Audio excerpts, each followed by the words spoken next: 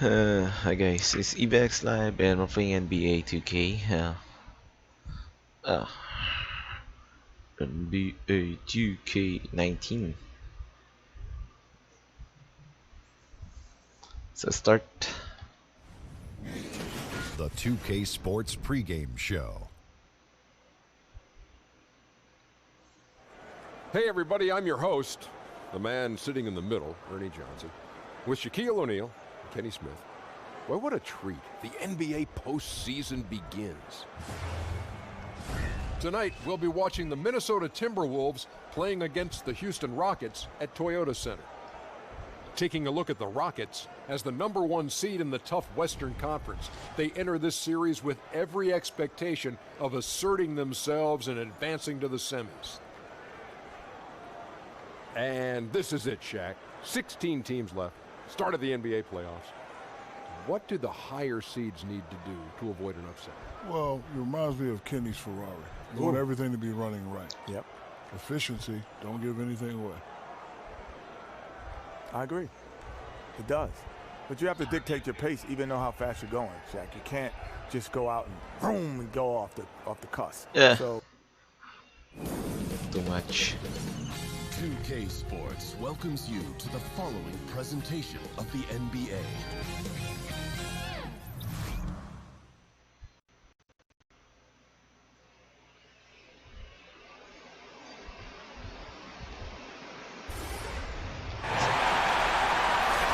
Welcome, sports fans. Thanks for joining us.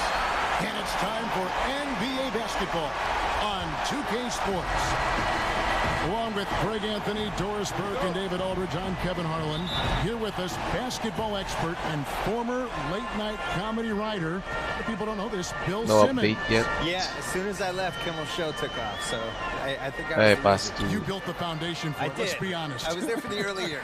You said it was a EC2 very points. influential time in your life, a very good thing for you to do. Oh, it was fantastic. I learned a lot. I learned how to not get my jokes on the air, and I learned a lot about humility. A battle in the Western Conference. This Houston crowd hoping to watch their Rockets come out What? on top. Oh, bad All right, let's set the defense. floor, courtesy of Gatorade, all fueled up and ready to go. Harden. So on the floor for Minnesota, Gibson plays the 4 with Towns in the middle. Butler teams with Wiggins as the deadly wing duo. And it's Teague in at the point. Bill, the Rockets going into last season, new ownership. Seems like the transition has been pretty smooth so far in Houston. Yeah, except that they left a title on the table last spring. They came really close. They had big leads in Game 6, big lead in Game 7, and just could not close the door. And that's been a recurring theme for James Harden, for Chris Paul, who missed the last two games. Those games, right. And I don't know if they're ever going to have a better chance than that, because you talk about Chris Paul now, he's in the 2005 draft. I think this is his 14th year. And point guards, as they get older, you can still get the 28 to 30 minutes a game out of them. But you're not getting like a top 3 All-NBA team type of performance. And I just wonder if they missed the window. And early on, they looked great. They've made all 4 of their shots to start this game.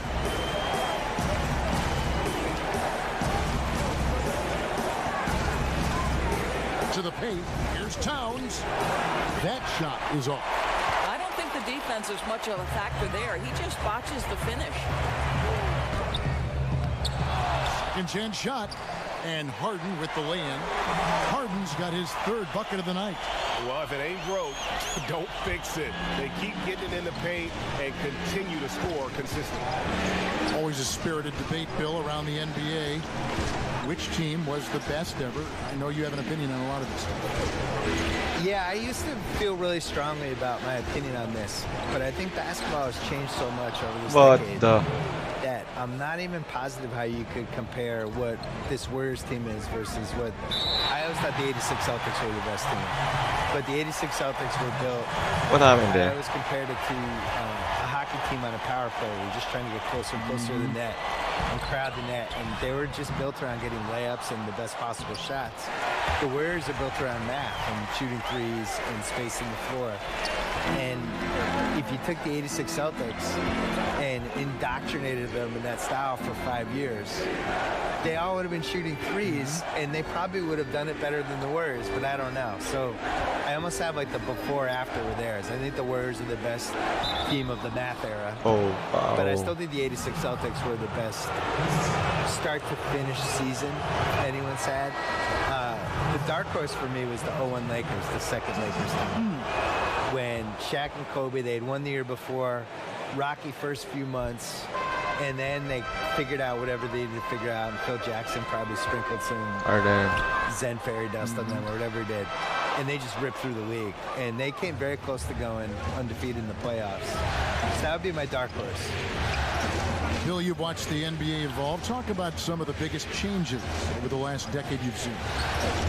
The three-point line and the threes or foul shots philosophy, I think, is the biggest thing. Just the pace of the game has really improved, and to a really pleasing way for fans. Like just what Steve Nash was doing last decade in those Suns teams, that everybody's playing that way now. I think the social media and the players basically getting rid of the wall between them and the fans, using social media, using Instagram. I'm out. We just feel like we know these guys better, and their ability to control their own message now versus where they were 10 years ago. It all started with the decision in LeBron James and has carried through this whole decade. And these guys now, they can get whatever message out they want. They can criticize the president. They can criticize their own team. They can ask for a trade. If they get called out by some writer or somebody writes a hit piece, they can go back at the guy and sick all their fans on the writer. They should continue to get the ball inside. The defense struggling to contain them. Gordon against Butler. There's the pick. He kicks to Wiggins. That'll be Minnesota as it goes out of bounds. Timberwolves retain possession. Going back to our topic from a moment ago, Bill, you mentioned the interaction between players and social media and how that's become a new facet, a skill we're seeing daily from players.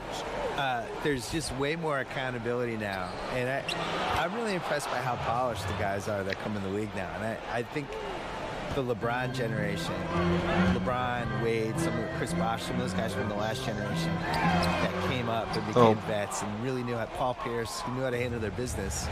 Now these new guys come in, they're 19, 20 years old, and they act like they're 30. I'm sure you see it at the games. Shocking. Whereas in the 90s, it was a free-for-all, and you had these guys who, if you gave them a live mic, you were terrified. And now these guys are 19 years old, Polished. giving, like, you know, long interviews to reporters. It's like, how are you doing this? Tatum in particular is very Tatum's impressive. already good at being a bad interview. He's like he 19 years he old. doesn't say anything. He knows how to dodge any question. It's like, you're 19. How do you know how to do this? Unbelievable. And there's the pass to Jones. He feeds it to Butler. It's stolen by Green. Nice. Alright, Gordon. Gordon against Jones. And Tucker kicks to Paul. From deep, Green. That one's in. His first bucket of the game. He's 1 for 2. They've wasted no time settling into their offense. Timberwolves trail by 12. Outside Butler. There's 25 seconds left to play in the first quarter. Shoots off the screen. Another miss by Minnesota. Not really his best quarter as far as scoring. Let's see if he can eventually get back on track. No, I tell you what, he earned his money on that foul. The Rockets shooting their first free throws of the game. And the first one at the line is good. He hits one, then misses the second attempt from the free throw line. Jones against Gordon. Here's Rose, and the shot is good, dropping in off the front of the rim. Rose has got his first bucket of the night. And so it's Houston holding on to an 11-point cushion as we get ready to take a break. They've been...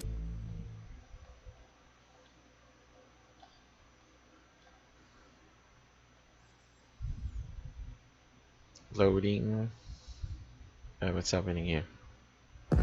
And the Rockets came close, but Chris Paul still convinced this team has what it takes to win a title. I'm in the wrong business if I didn't think we could win a title. I think we still got a lot of ways to go. We got a lot of work to do. And his ability to stay positive, Greg, and stay at it, so admirable. Yeah, and one of the best point guards of all time. You know he's hungry to break through and win a championship.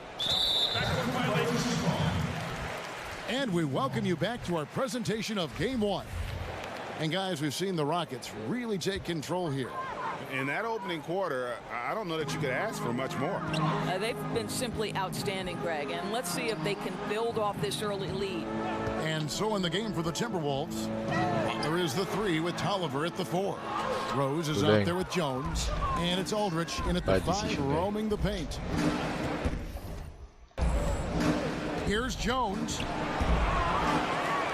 And he battles for the ball and gets the second chance bucket. Jones has got it back down to single digits for the Timberwolves. Here's Gordon, and then Gordon with the dunk. And nobody, guys, among the defenders stepping up to challenge him on that drive to the 10. And Greg, he says thank you very much and sails in for the flush. Yeah, they may have gotten the feeling he would dish it off, but he had a surprise for them. How about the awareness there from Butler? The D goes to sleep and Jimmy finds the wide open man. Now we've seen some top prospects forgo college, enter the G League straight out of high school. What do you think is the future of the G League, and do you like where it sits right now? I do. I wish they spent more Guys, ang money galing on mag-dribble salaries. ni Rose. I wish they blew it out. I mean, I think this is the first year we've had 30 G League teams. This should be the #1 place you'd want to go after high school. You should not want to go to college. You should want to go to a AAA awesome league that's set up. And they're bringing kids up and down off that G League roster all the time. It's just better, and you're going to have a better chance to succeed as a professional basketball player. You see the situation we're in now with the one-and-done guys. Hey, we have they go to Harden college. again. They show up in September. They're playing all the way through till March. Whenever they get knocked out, they drop out of college. And they might last, till round 2 in the tournament, which is what, March 20th? Right. And they're out. So they've been in college for 6.5 months. How's that a good system? They didn't even finish 2 semesters. So I would much rather see the G League work, and I don't understand why they don't spend a little more on it and just make it like a force. I don't think the moves are that hard. The Timberwolves again can't hit. Rockets leading by 9. Bill, we know in your writing that you love to incorporate pop culture references. How did that begin with you? Well, it began because in college I was dropping them in columns and people were responding. I think pop culture probably mattered more when I was in college in the 80s and 90s because, we didn't have the internet back then. It was harder to connect with people you didn't know. Basically, you had sports and pop culture and politics. Those were the 3 ways of I'm getting to know you. What are the 3 things we're going to talk about? I didn't want to talk about politics with anybody, so the other 2 things for me were sports, pop culture. I was also an only child in the 70s with only 5 or 6 TV channels watching Brady Bunch, Partridge Family, Sanford and Son, Jefferson's, Good Times, all that stuff. And, that stuff just soaks into your DNA, and that's it. Houston's gone 0-2 from deep here in the second. It's Harden with the drive, and he could not get that one to go. And he'll go to the line for 2. And Harden finished second in MVP voting in 2017, won the MVP in 2018. A multi-talented combo guard who just seems to get better every season. Timberwolves trail by 13. Bill, 1 shot to win a game. You can pick any player. Who's going to take that shot for you? Kevin Durant. I think he has the most ways to get a good shot off. I always look at it as, is it a quality shot to get off?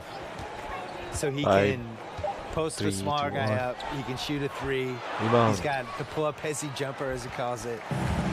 He can go to the lane and pump fake and do a little drop step. And I just think he has the most moves. Some people would say LeBron, but am I getting regular season LeBron or playoff LeBron? Playoff LeBron. Playoff LeBron would be my #1 choice. He'd be pretty good. Yeah, he'd be pretty good. Yeah. Regular season LeBron, I'm not as enthused about. Capella against Towns. Shoots over Capella, sinks the 15-footer. Towns has got his first bucket in this one. I mean, guys, how good is the form and the release? Karl Anthony Towns capable in What the the- mid-range as well. Balik.